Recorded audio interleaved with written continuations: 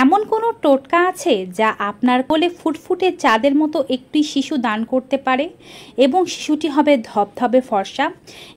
একটি ফুটফুটে ফর্সা শিশু অনেক বাবা মায়েরই ইচ্ছা হতে পারে বা স্বপ্ন থাকতে পারে, কিন্তু বাবার গায়ের বর্ণ কিংবা মায়ের গায়ের বর্ণ অথবা পরিবারের কারো গায়ের বর্ণ যদি একটু ময়লা বা অনুজ্জ্বল হয়ে থাকে, সেক্ষেত্রে বাচ্চার গায়ের বর্ণ কিছুটা অনুজ্জ্বল হতে পারে।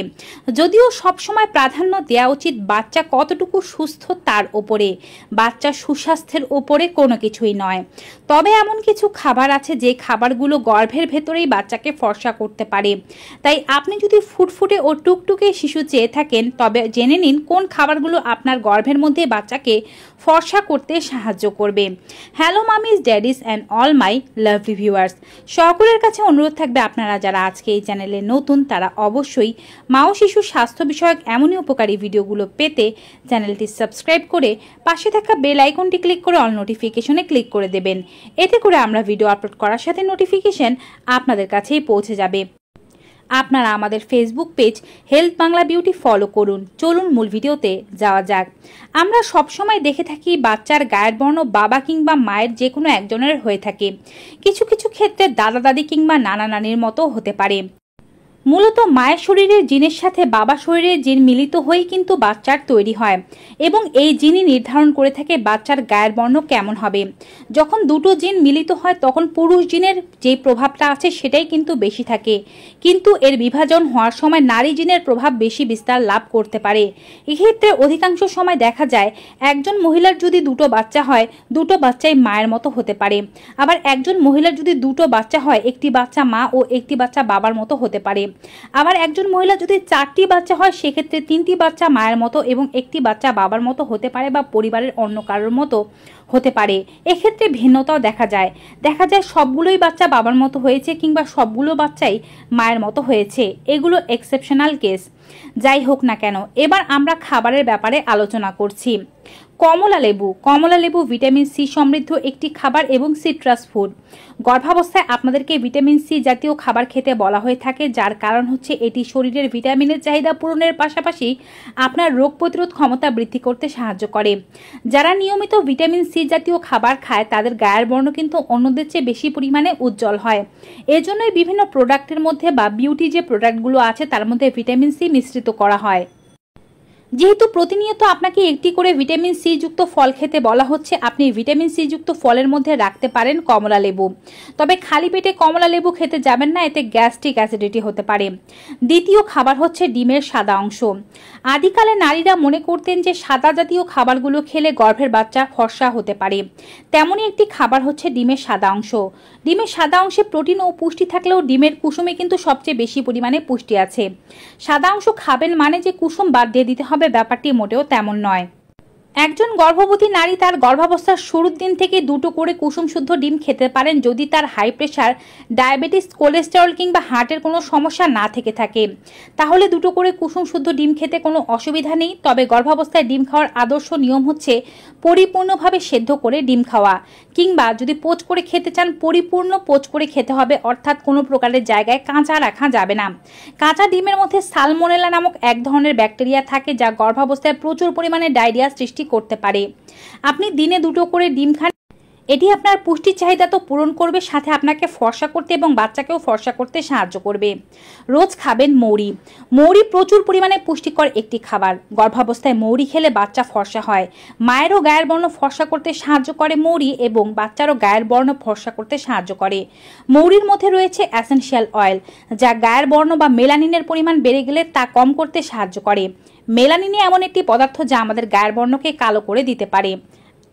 এছাড়াও মৌরি সেবন আপনার আরও একটি উপকার করে। মৌরি পেটের গ্যাস্ট্রিক অ্যাসিডিটি কমায়, কনস্টিপেশনের সমস্যা থাকলে তা কমাতে সাহায্য করে। রাতের বেলা ঘুমাতে যাওয়ার আগে 1 চা চামচ পরিমাণে মৌরি 1 গ্লাস জলে ভিজিয়ে রাখুন। সকালবেলা বাসি পেটে এটি সেবন করুন। বমি বমি ভাবে সমস্যা থাকলে তাও কমে যাবে। চাইলে মৌরি কিন্তু দুধের সাথেও খেতে পারেন। যেহেতু আগেই বলেছি সাদা জাতীয় খাবারগুলো গর্ভাবস্থায় প্রচুর দরকারি এবং এগুলো কিন্তু বাচ্চাকে ফর্সা করতেও সাহায্য করে। তেমনই একটি খাবার হচ্ছে ফুল ক্রিম মিল্ক।